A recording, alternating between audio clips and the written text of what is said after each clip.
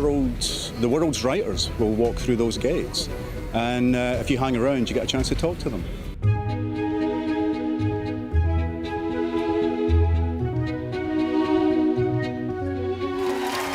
I'm interested in conversations that deal with things that matter, but real, how do we live our lives?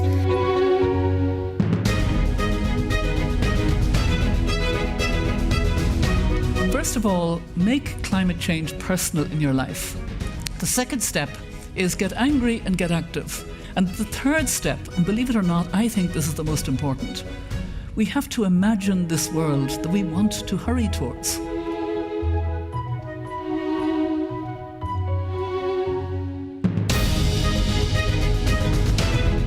It's about kindness is looking at people as people and not as I voted this, I do this, whatever it is. There are some people we will never get along with, but most of us are a complex mass of different things.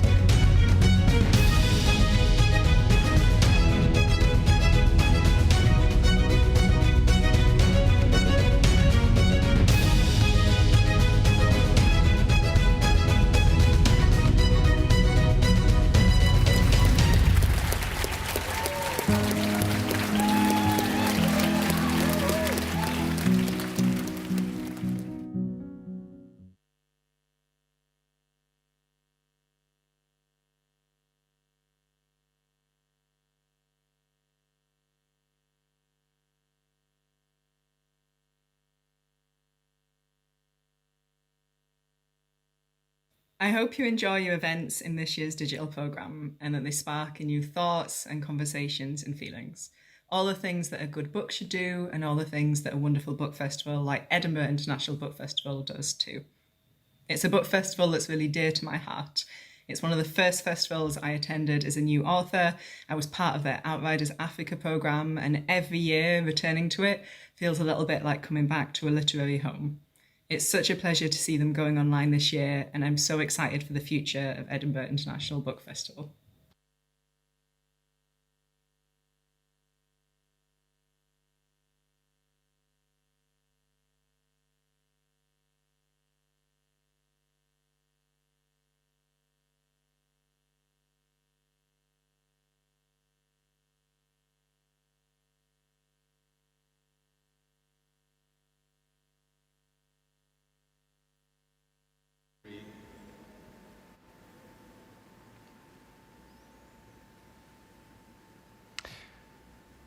Good evening and welcome to this virtual version of the Edinburgh International Book Festival. Apparently there's over 1,000 of you out there everywhere already who've tuned in to hear Maggie O'Farrell, and I'm sure you're going to be delighted by what you hear. My name's Stuart Kelly. I'm a writer and reviewer, and I reviewed Hamnet, Maggie's 8th novel. It's an astonishing work which reimagines Shakespeare's son, Hamnet, and the possible connections between that play and the death of his son. Maggie, it's a really bold book. Before we hear from it, when did the idea from this begin? Well, it's funny. I mean, I first heard about the existence of the boy Hamnet when it was probably about 30 years ago. It's when I was studying the play Hamlet for my Scottish Highers, so I would have been 16. And I had an absolutely brilliant English teacher called Mr. Henderson at North Berwick High School. And he just mentioned in passing one day that Shakespeare had a son called Hamnet who died when he was 11, and that he went on several years later to write the play Hamlet. And it just, I don't know, it just always really struck me, this odd symmetry of the almost the same names, but not quite the same. And, you know, it just, I mean, Shakespeare obviously is a man, you know, there's a strange imbalance about him because we have an enormous wealth of his work, you know, his output, his plays and his poetry. But on the other hand, actually, very little is known about him and his biography. You know, the absolute concrete details in his life are really scant. You know, there are these huge longueurs and gaps in his story that scholars have puzzled about and researched for years. But it always seemed to me that, you know, calling arguably your best play after your dead son is an enormously significant act. You know, it's telling us a huge amount. It's speaking volumes to us as an audience and as readers. And I've always felt that the boy, Hamnet, has never been given his due. He's never really been acknowledged as being this incredible and crucial contribution his unfortunately very early death has made to us. Can we hear a little bit from the book? Yes, certainly. So this is from quite near the beginning, and Hamnet, his twin sister Judith, has fallen ill, and he's running around the house trying to find someone to help his sister. The room is filled with gloom, coverings pulled over most of the windows. His grandfather is standing with his back towards him in a crouched position, fumbling with something, papers, a cloth bag, counters of some sort. Hamnet gives a polite cough. His grandfather wheels around, his face wild, furious, his arm flailing through the air as if warding off an assailant. "Who's there?" he cries. "It's me, Hamnet." His grandfather sits down with a thud. "You scared the wits out of me, boy," he cries. "Whatever do you mean, creeping about like that?" "I'm sorry," Hamnet says. "I was calling and calling, but no one answered. Judith is unwell and they've gone out." His grandfather speaks over him with a curt flick of his wrist. "What do you want with all those women, anyway?" He seizes the neck of a pitcher and aims it towards his cup. The liquid, ale, Hamnet thinks, slops out precipitously, some into the cup and some onto the papers on the table, causing his grandfather to curse, then dab at them with his sleeve. For the first time, it occurs to Hamnet that his grandfather might be drunk. "Do you know where they've gone?" Hamnet asks. "Eh?" his grandfather says, still mopping his papers. His anger at their spoiling seems to unsheath itself and stretch out from him like a rapier. Hamnet can feel the tip of it wander about the room, seeking an opponent. "Don't stand there gulping," his grandfather hisses. "Help me." Hamnet shuffles forward a step, then another. He is wary, his father's words circling in his mind. "Stay away from your grandfather when he is in one of his black humours. Be sure to stand clear of him. Stay well back, do you hear? Swear to me," his father had said. "Swear it. I need to know you'll be safe when I'm not here to see to it." Hamnet believes he is keeping his word. He is well back. He is at the other side of the fireplace. His grandfather couldn't reach him here, even if he tried. His grandfather is draining his cup with one hand and shaking the drops off a sheet of paper with the other. "Take this," he orders, holding out the page. Hamnet bends forward, not moving his feet, and takes it with the very tips of his fingers. His grandfather's eyes are slitted, watchful. His tongue pokes out at the side of his mouth. He sits in his chair, hunched, an old, sad toad on a stone. "And this," his grandfather holds out, another paper. Hamnet bends forward in the same way, keeping the necessary distance. He thinks of his father, how he would be proud of him, how he would be pleased. Quick as a fox, his grandfather makes a lunge. Everything happens so fast that afterwards, Hamnet won't be sure in what sequence it all occurred. The page swings to the floor between them.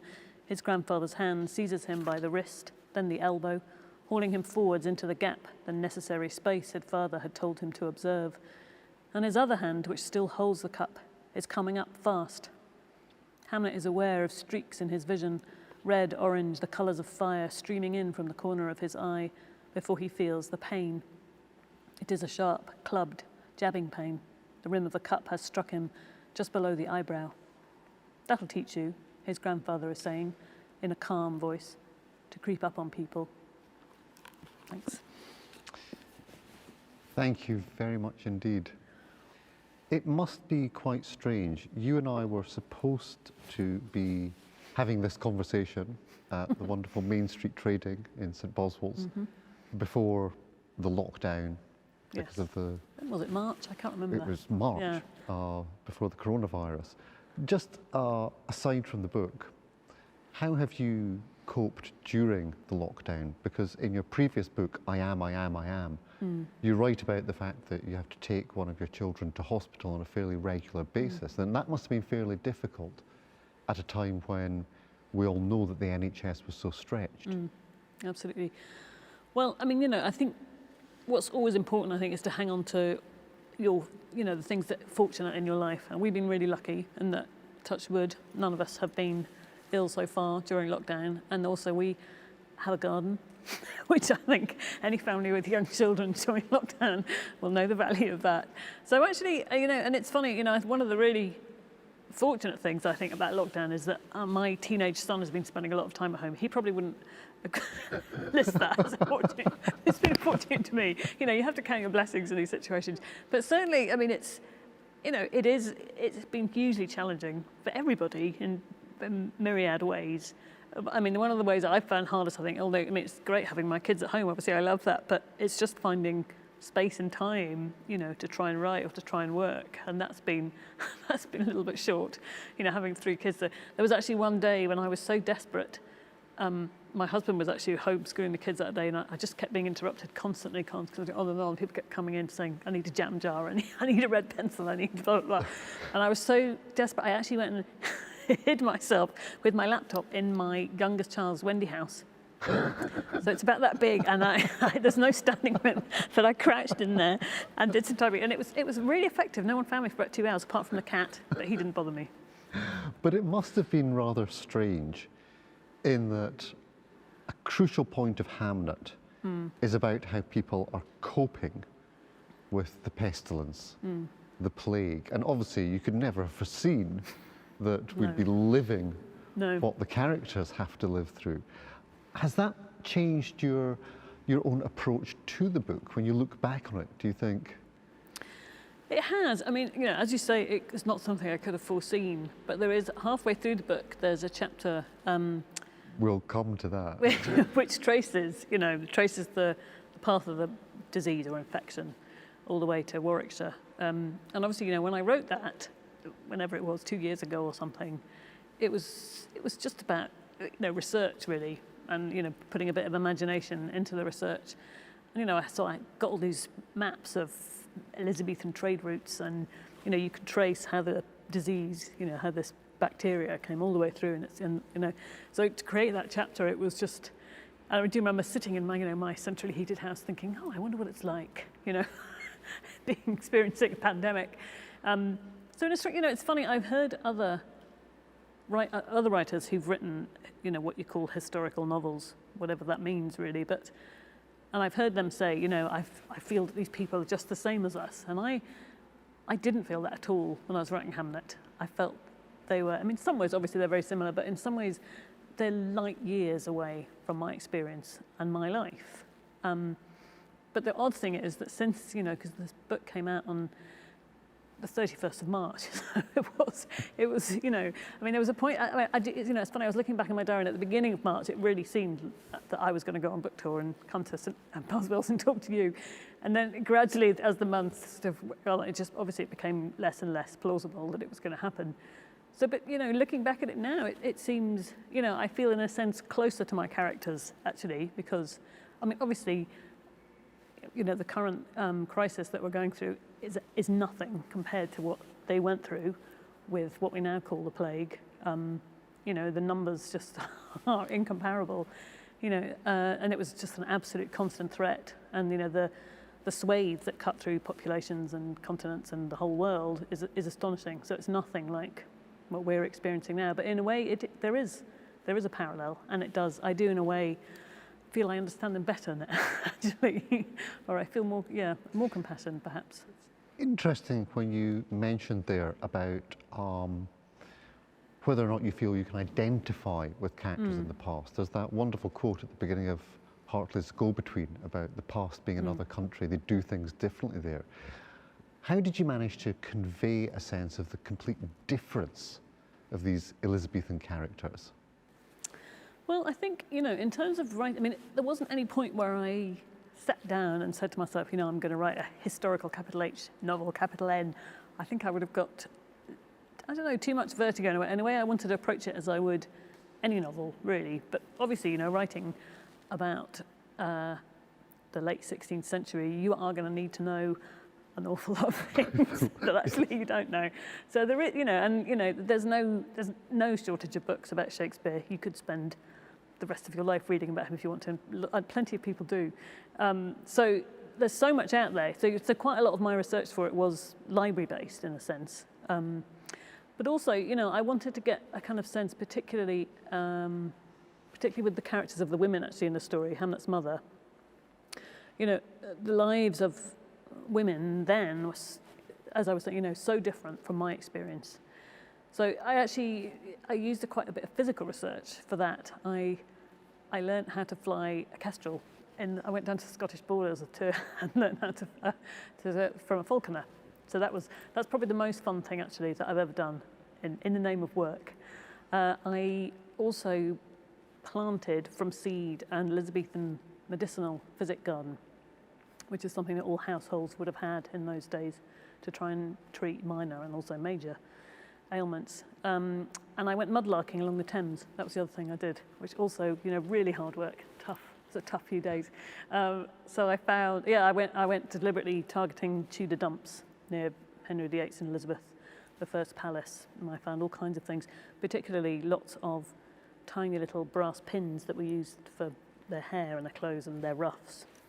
And also I found this incredible prismatic ship's glass, which is about the size of a sort of brick, that was used to refract light into the dark holds of merchant ships. That's astonishing.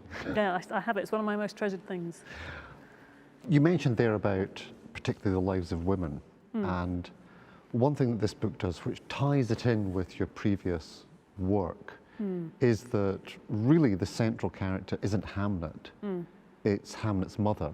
And you change the name slightly from Anne Hathaway to Agnes. And she's somebody who has a kind of feminist approach, although it's not a word that she would ever use. She knows about how to cure things. Yeah. She knows the old stories. Can you talk about how you lensed female experience through Agnes Hathaway? Yes, I mean, it's funny, when I originally planned this book, because it is a book I wanted to write for a long time, and actually I did have a couple of attempts and I ended up swerving away, and I think I've written 3 other books instead of, as a kind of distraction, instead of writing this one. But, you know, so I originally conceived it that it would be about fathers and sons, as the play is, and also about ghosts and haunting. But actually what happened when I was actually sitting, I really sat myself down and said, you've got to either write it or forget about it. That I started researching it, and I became really, I don't know, enraged actually is the only word, about how Hamlet's mother, Mrs. Shakespeare, whatever you want to call her, is treated actually by history, by scholars, by biographers, screenwriters, other novelists. You know, there's such a sort of myth surrounding her, and it's all filled with hate, and I have no idea why. That's true. And actually, I should say that I didn't change her name. What I did was give a name back to her, because one of the things I read while I was researching her was her father's will. So a year before she and William got married, her father, Richard Hathaway, died, and he left her a very generous dowry. But in the will, he named her as my daughter Agnes, which would have been pronounced then as Agnes or Agnes. So it was one of those sort of lightning fork moments where I thought, well, surely if anyone, and have we been calling her by the wrong name for almost 500 years? You know, surely if anyone knows her real name, it's going to be her dad, you'd think. So it was a kind of gift in a sense, because what I wanted readers to do was to forget everything they think they know about her. You know, all the kind of idea that she's this peasant strumpet who trapped him into marriage, that she was a much older woman. I mean, she was, and obviously, you know, she was 26, he was 18 when they got married, and yes, she was 3 months pregnant, but actually so were, I think, a third of brides who went to the altar in Stratford in those days. But just, I don't know what it is, I don't know why there is this perpetual desire among, you know, historians and scholars and other writers to give Shakespeare a retrospective divorce. I don't know whether it's just misogyny or whether it's, you know, we desire our writers or our artists to be footloose and fancy-free, and, you know, I mean, obviously, yes, he spent a lot of time in London, so they were apart during a lot of their marriage, but that doesn't mean that he didn't love her. You know, I mean, at the end of his career, he chose to go back to Stratford. When he retired from the stage, he went back to Stratford to spend it with her. You know, pretty much every penny he earned, and he was a very good businessman as well as being a pretty good playwright. But he sent it all back to Stratford. You know, he lived in really modest lodgings in London, and he bought, you know, it's an enormous mansion of a house for his wife and daughters a year after Hamlet died. and he owned fields and cottages, and he was quite a well-known landlord, I think, in Stratford. So there was nothing that I found that made me think, yes, he regretted his marriage. Yes, he hated it. So I wanted to present the idea that their marriage perhaps was one of love and of kind of mutual respect and mutual kind of creativity. One of the things that obviously intrigues me, and I know I'm not alone in this, is the kind of reach and range of Shakespeare's metaphors. And so obviously through Hamlet, the play, there's a great deal of herbology, with great deal of knowledge of herbology. Yes. Yeah, and also he uses a lot of metaphors with hawking. So I decided to give both those areas of expertise to his wife, to Agnes, because I wanted there to be a kind of idea of an exchange between them. It's such a strange and difficult area. When I was thinking about the book, travelling here today, I started thinking about mothers in Shakespeare. And Hamlet is a play with a very significant role for a mother. And then I started thinking, well, where are the other significant mothers in Shakespeare? I think there's Coriolanus' mother in that, but Prospero never mentions Miranda's mother. Lear's wife is never mentioned. There is a strange obfuscation that the mother figure is really not there. I mean, obviously you've got some mothers in the history plays. Yes. But they are almost always rather nasty pieces of work. The She-Wolf of France and such like. I mean, there must be something in this, I don't know, psychological withdrawal from depicting mothers. Perhaps. I mean, I don't know, one of the things that I was very circumspect actually about when I was approaching the novel is reading too much of the plays into the novel, having this kind of osmotic interchange, because I think you have to be careful. You're also kind of respectful, I think, in a way.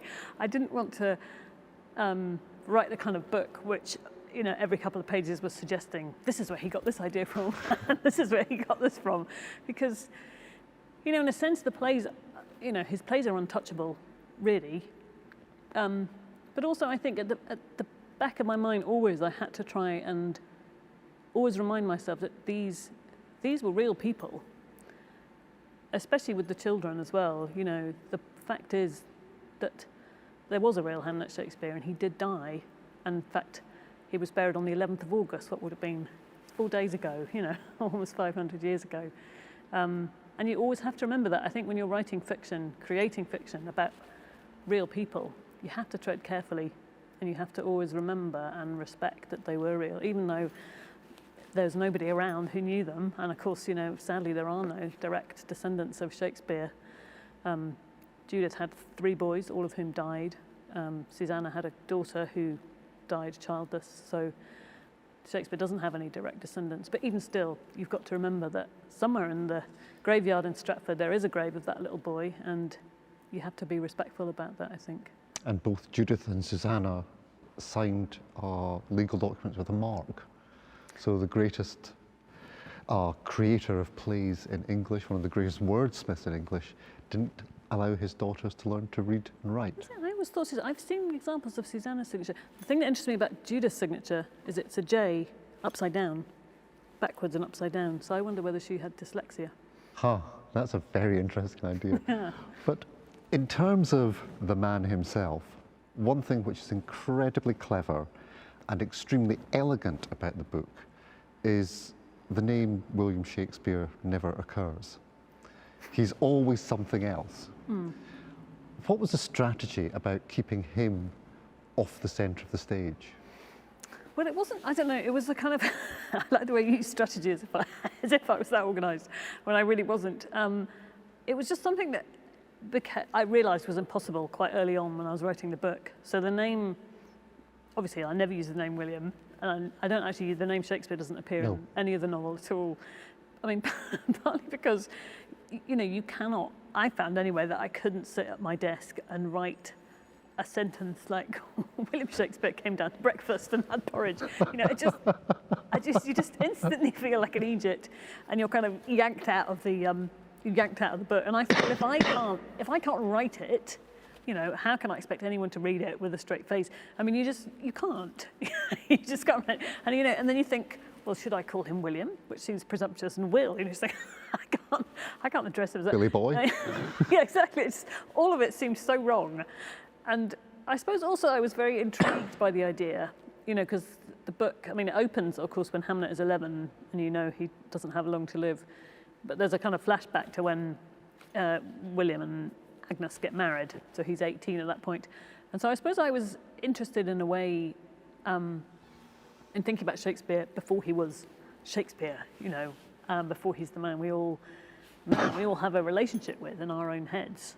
You know, because I do wonder how he was seen in Stratford. You know, I mean, he must have been extraordinary, even at that age, even at 18. You know, he must have stuck out like a sore thumb, really. I mean, what would it have been like being his teacher at grammar school? You know, teaching him Greek or rhetoric, or, you know, I mean, people must have realised that he was incredibly unusual. I mean, it's not as if he's, you know, it's not only is he the greatest writer who's ever lived. No one's even come close. You know, he changed the way people think about themselves, and he continues to change the way we think about ourselves and others with every sort of new interpretation of his plays. And it's not just in terms of the biographical rendition of Shakespeare. You have the whole problem about what you do about the language. Yes. And, you know, one thing which is very admirable about the book is there's no attempt at pastiche. There's no attempt to try and write as Shakespeare. Yes. But there are some things, when I reviewed it, I pointed out you use a lot of words, which is a very distinctive Shakespearean formulation. So how did you work through what language this book was going to have to use? Well, I knew that I had a kind of, it was almost a bit like a sort of line in the sand, and it was the prithee line. I knew that I was never going to use the word prithee or sirrah. But it was just never... Prithee or privy? Prithee. Privy. I don't know, maybe I might use the word privy, I can't remember. But prithee, no, definitely not. And no one was going to say sirrah or anything like that. Just, you know, you can't, I mean, it just, imagine how horrific it would be, you know, to write that kind of dialogue. Just, yeah, horrible. So that was never going to happen. That was always my intention, never my intention in writing any sort of cod. And also, you know, the idea that you'd, I don't know, write some kind of Shakespearean pastiche. I mean, who do I think I am, really? So no, that was never going to happen. But I mean, what I did try and do was concentrate on not so much vocabulary, but also just cadence, as you're saying, with the words, which you very cleverly spotted. So I did read a lot of his play. I went back and reread a lot of them just to get the kind of the rhythms and also the inversions, and you know, because it is so different from the way we speak. So I did try it, but obviously, you know, you have to tread. Again, you've got to tread quite carefully because you don't want to sound like, also like an Egypt.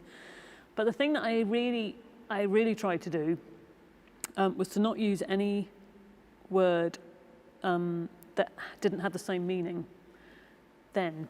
So when I went through the final drafts, I had the OED next to me, the Oxford English Dictionary, and I was trying to check words that felt anachronistic.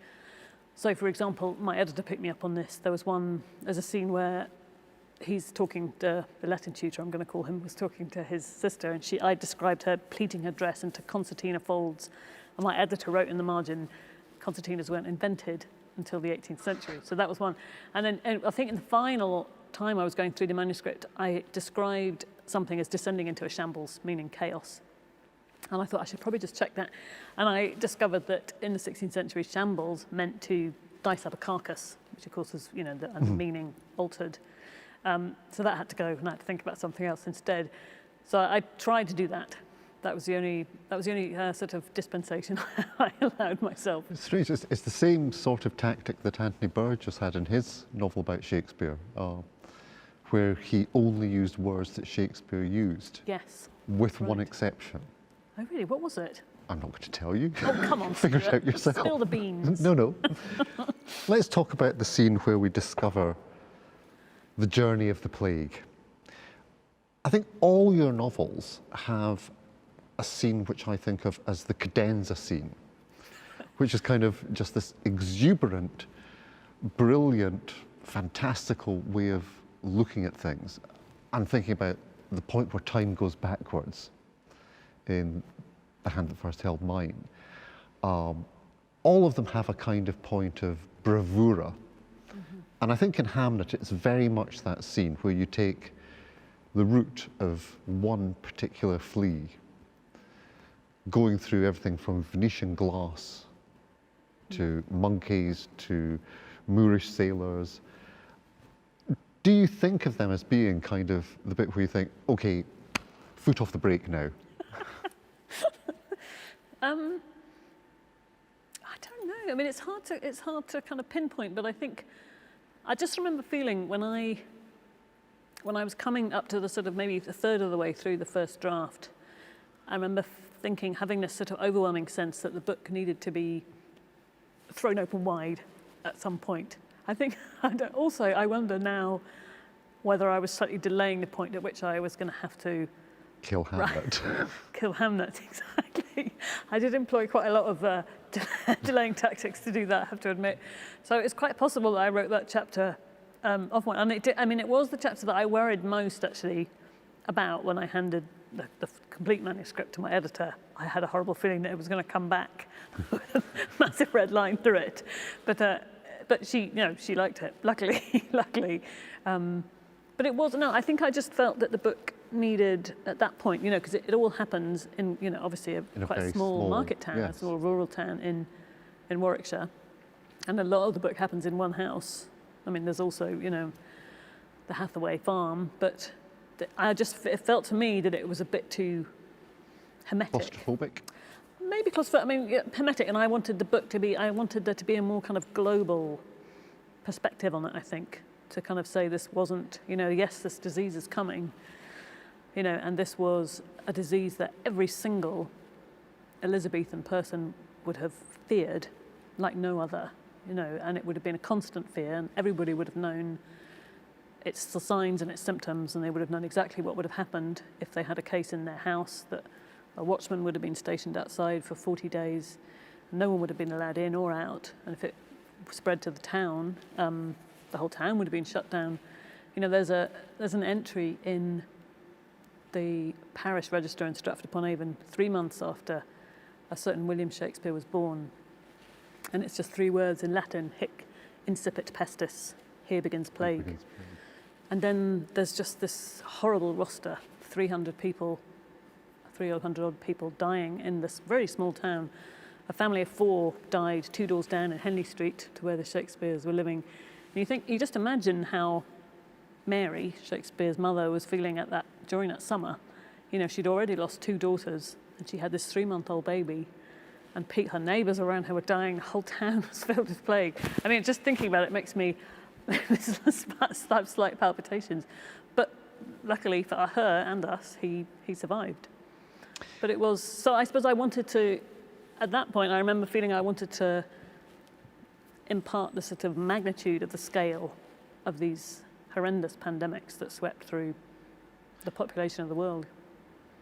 But towards the end of the book, it really concertinas up no, you can't say that, Stuart. when we actually get the production of Hamlet, and we get through Agnes's eyes what the mother thinks about the play.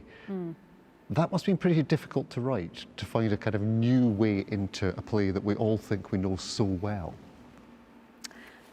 It wasn't. I always knew. It's funny, because I always find endings a little bit tricky, and I always think endings often change as you write the book. Sometimes they alter, and you end up, instead of going from A to B, you end up going to C to D instead. But I always knew that the book would end with the play, because it has to, doesn't it?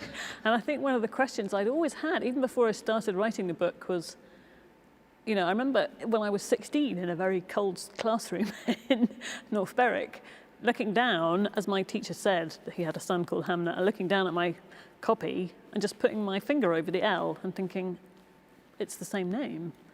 And I've always wondered, what did his mother think about that? I don't know if I would have been thrilled, actually, if my husband wrote a play with the name of my dead child. I don't know. Maybe she was fine about it, but it's a question that's always slightly haunted me. It is an extremely strange thing that the two plays that we have the biggest divergences between quarto and folio versions are Lear, about daughters, and Hamlet. And, you know, we've got Hamlet in 3 versions. And it does seem that because it was basically kind of bootleg versions were out there, the Q1, then we've got the Q2, then we've got the folio, the foul papers. It's always struck me that it seems that the only convincing thing is that when Shakespeare does go back and he isn't writing, he's revising Hamlet. He's going back to his 2 most famous plays and still working over it and still worrying over it. And I think the thing which really touched me most in the book is when Agnes realizes he is deeply hurt by what has happened. You know, this isn't just using a name. I thought that was extremely skillfully done. Is there any part of Shakespeare's life you would like to write about? I think something that intrigues me a lot about him, you know, there are so many unanswered questions about him, but one of the questions I would have is that why didn't he preserve his work for posterity? Indeed. Ben Jonson did. Ben Jonson did, and Christopher Marlowe did. They made sure before they, you know, as they retired, before they died, that their works were there, and they had these beautiful, pristine, lovely copies that they'd gone through. Shakespeare did not. You know, the only reason we have those quartos is because of his friends, his colleagues, Hemming and Condell, who collected everything up and put them together and worked tirelessly, you know, on this first folio. But he didn't, and you know, and it wasn't as if, I mean, he retired. He had quite a long time between retirement and his death. So why didn't he? And I, you know, so many questions. I think, well, did he not know? Did he not know his value? Did he not realise what he had created? Which I find fascinating. It certainly is. Can we hear another little bit from sure. Hamlet? So this is where we first see Agnes and where the Latin tutor first sees Agnes. On a morning in early spring, a Latin tutor is standing at the window in Hewlan's farm, absently tugging on the hoop through his left ear. He is watching the trees. The boys are behind him. They are conjugating verbs, temporarily unheard by the tutor, who is intent on the startling contrast between the sharply blue spring sky and the new leaf green of the forest. The colours seem to fight, vying for supremacy, vibrancy, the green versus the blue, one against the other. The children's Latin verbs wash over him, through him, like the wind. He is just about to turn and face his pupils when he sees from the trees a figure emerge. For a moment, the tutor believes it to be a young man. He is wearing a cap, a leather jerkin, gauntlets. He moves out of the trees with a brand of masculine insouciance or entitlement, covering the ground with booted strides. There is some kind of bird on his outstretched fist, chestnut brown with a creamy chest, its wings spotted with black. It sits hunched, subdued, its body swaying with the movement of its companion, its familiar. The tutor is imagining this person, this hawk-taming youth, to be some kind of factotum to the farm, or a relative to the family, a visiting cousin perhaps. Then he registers the long plait hanging over the shoulder, reaching past the waist, the jerkin laced tight around a form that curves suspiciously inwards. He sees the skirts, which had been bunched up, now hastily being dragged down around the stockings.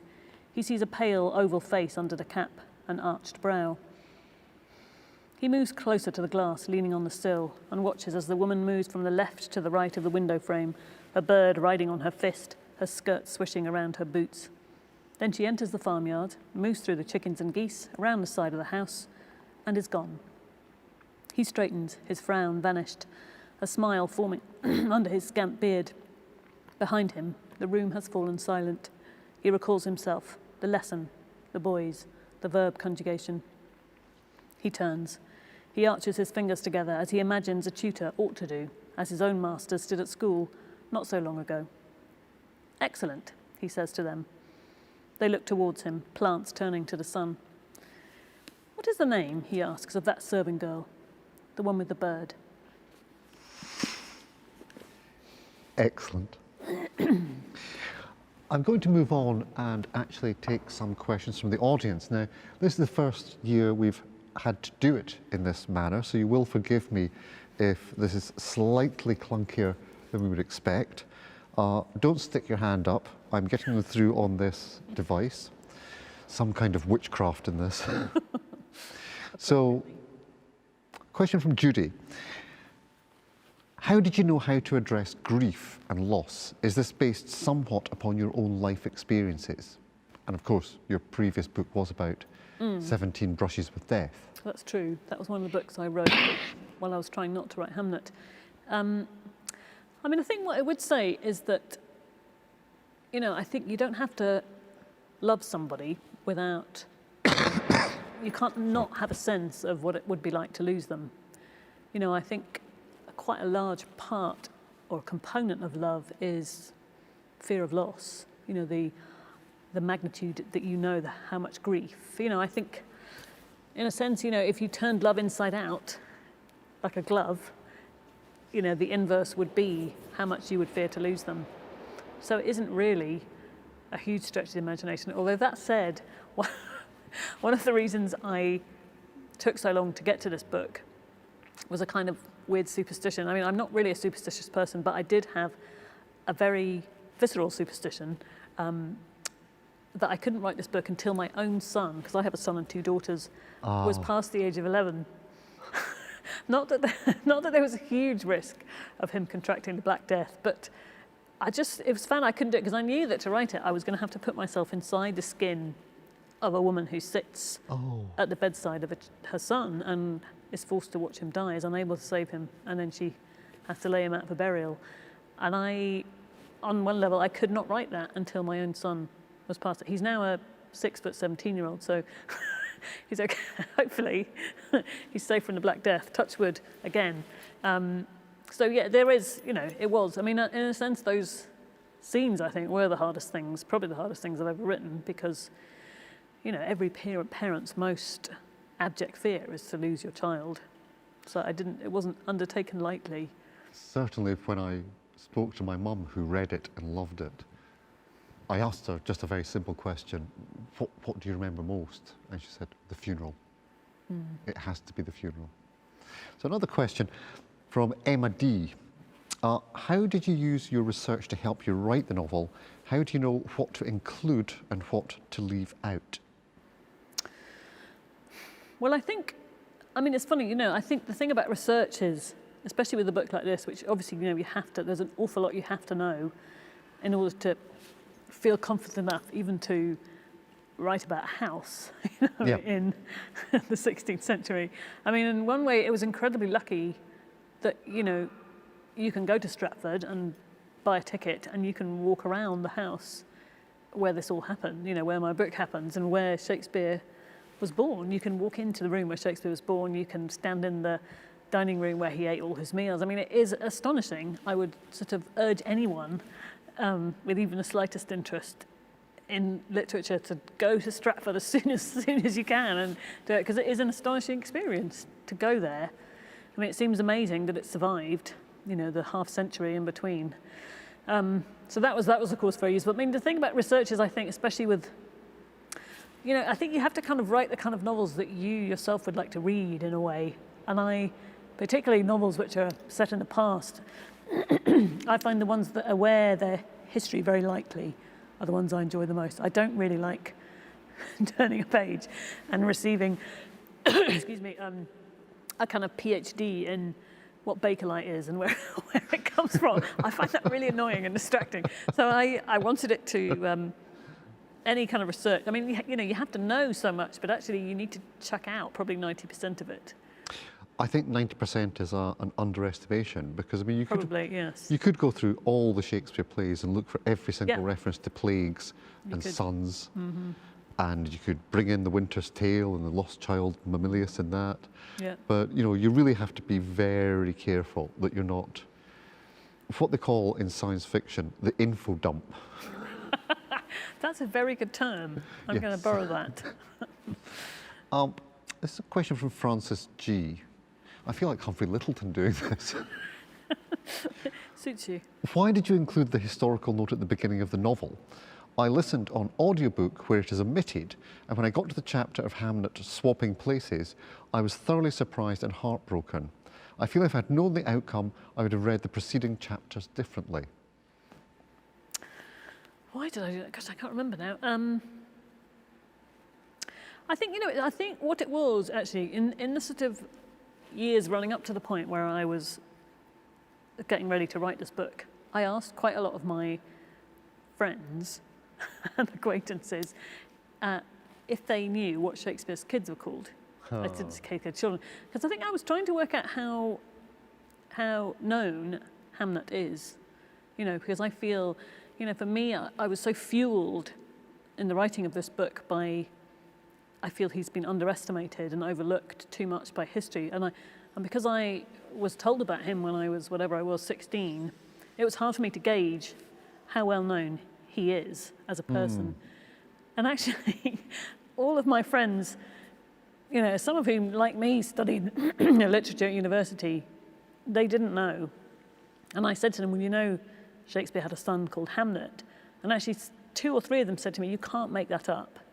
And I said, no, I haven't. I promise you I haven't. And they said, no, you can't make up a novel and just, call his son. And I said, I promise you, I've seen the Paris records. It's there. Anyone can read it. It's true. His son was called Hamnet. So in a sense, I wanted people to understand that he was real. I mean, obviously, it's a novel, and I made it all. There are kind of longers in the story which I have filled with my own fiction, but I suppose I wanted readers to know straight away that these are the facts, and that's what I tried to do with the book. The facts are very scant about all of them, but I tried to use whatever facts are accessible there, and I tried not to change anything where possible. A lovely question here from Ro. The novel had such a profound impact on me that I wonder how you felt when you had finished it. Well, I'll just say to you that I usually, when I finish a book, I pack up all the different drafts and notes into a box and anything that's on my pinboard pretty soon afterwards, and I label it with the book and I put it in the basement. With Hamnet, it took me a year to do that. Yeah, couldn't do it. I couldn't take them down. Couldn't take the photos down. Couldn't take I had a kestrel feather up on my, and I had lots of hagstones. I had lots of kind of, talismans for this book, all the things that I found when I was mudlarking. And I couldn't get rid of them. I mean, I haven't got rid of them. Some of them are packed away and some of them are still up, but Not that you're superstitious. Not that I'm superstitious, no, exactly. So no, it was hard, actually. It was hard to let them go. And how about moving on to a new project?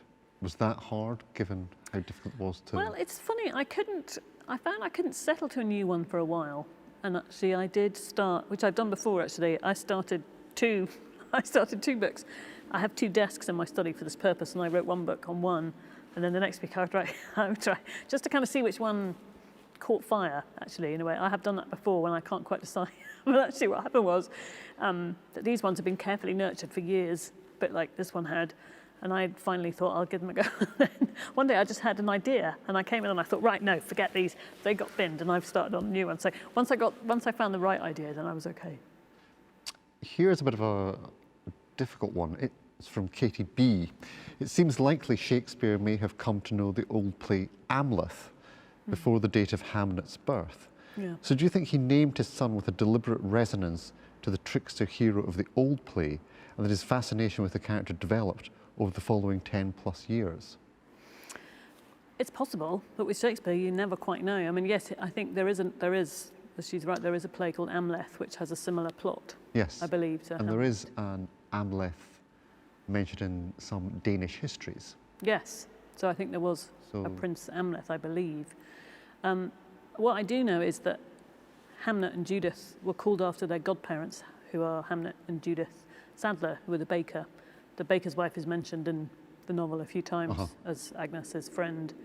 So I believe they were called after the couple, the bakers, who were very friendly, obviously, with William and Anne Agnes. But whether or not, I mean, yeah, it'd be interesting to know.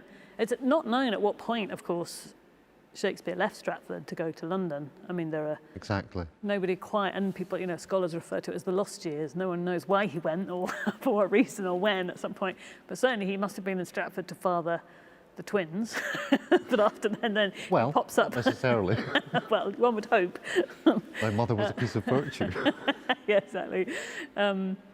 Get thee to a nunnery. But then, you know, he pops up again several years in London, so yeah, it's impossible. I mean, it's an interesting question, but I don't know. It is. When, like many other things with him, it's impossible to say. Saxo Grammaticus is the historian that has Hamlet in it, but there's been critical talk about the Hamlet, the play beforehand, for years, and people going on about the Spanish tragedy by Kidd and what it might have been. So, I mean, it is, as you say, it's a bit of a rabbit hole you can go down for a very long time. You certainly can. There are many of those with Shakespeare, actually. Yeah. Hamnet is obviously a catchier name. This is from Edward R. for the novel. But should it not really have been called Agnes? After all, it is mainly about her. Well, it's possible. I suppose I could have called it that. But to me, the kind of driving force behind the book was to give voice and significance to the boy. You know, I feel he's been... I mean, like her, I suppose they both were, actually. I think her daughters as well, you know, Susanna and Judith were... They've all been very much in the background, you know. But I mean, there's a very good reason, of course, why all biographies centre on Shakespeare and his career in London. But it's always felt to me as though the biggest, you know, act, or biggest drama or biggest tragedy of Shakespeare's life happened off stage, and that was the death of his son in Stratford. So you know, that's why I wanted to call the book this, because I feel he should be heard. This boy, his story should be heard. Not that we know it, of course. You know, he doesn't even have a gravestone. We don't even know. We know he's buried in the churchyard, but we don't know where. So it was him I wanted to give significance to. And you do, and the way in which it binds together the play and the loss, I think, is done with real grace. Thank you. Jane M is asking, did you feel intimidated by the idea of choosing Shakespeare as a subject for a novel? Yes. Quick answer? Very quick answer. Yes, God, yes. How could you not, really? I mean, that's one of the among the many reasons why it took me a while to write this book. No, certainly. I mean, actually, you know, and another reason why I never use his name in the book is partly to forget, actually, that I'm writing about him. Yeah. You have to, in a sense. You've got to put that to one side. You could get terrible vertigo writing about him. When I reviewed it, it struck me that there are very few novels about Shakespeare. There's the Anthony Burgess. Yes. Which I think is the only half-decent one. I mean, plenty of novels about Kit Marlowe. And... Yes, that's true, actually. And the Elizabethan court in general. But it is something I think that people wince from, if you know what I mean. Yes, I can understand that. It's a very interesting question here from Louise C. How common was the proper name Hamnet? I mean, there are Hamlet. It's not that common, but there are, from what I could tell from looking in the parish records, there are some, but not lots, if that is a very, very unnumerical answer. I mean, obviously, there was, you know, his friend, Hamnet Sadler, who he's called after. And I think I read in one book, I can't remember which one it was now, a biography saying that there were quite a few, there were various Hamnets or Hamlets in the registers who were born as Hamlet and buried as Hamnet, or the other way around, or married as one. It was just, you know, one of those instabilities of Elizabethan spelling that just happened and nobody turned a hair. Well, I mean, if you look at the number of ways in which the name Shakespeare is spelt. And he himself spelt it, you know, in a very different way, often with an X, which, yes. I mean, someone suggested that maybe actually we should be pronouncing it Shakespeare. So, very possibly. Who knows? Let's see. Somebody is asking, Carolyn R is asking, what are you working on at the moment? Well, Feel free to not answer the question. Not being a superstitious person, as we've established, I'm very reluctant to talk about things I haven't finished. But all I can say, actually, I can't really say very much. All I can say is it's set in the past again. But of course, that's quite a big. There's quite a lot of open. It. Yes, there's quite a lot of that. I know. Sorry, Caroline. It's very unspecific. Nancy L is asking, are there herbal remedies that you will now use in your own life after all the research you've done? Well, actually, I do sometimes. Yeah, I mean, I was quite interested in it before I started researching this book. But then I did, as I was saying, I did plant, and I'm not a very a horticultural type person at all, but I'm not much of a gardener, but I did create this garden actually as part of the research.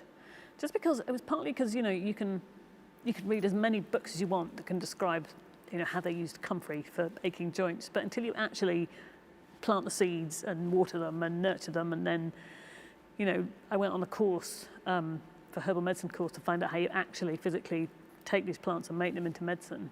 You don't really understand it. You can't really get under the skin of somebody who does that. So I did. But what I will say is my children are very resistant to herbal remedies.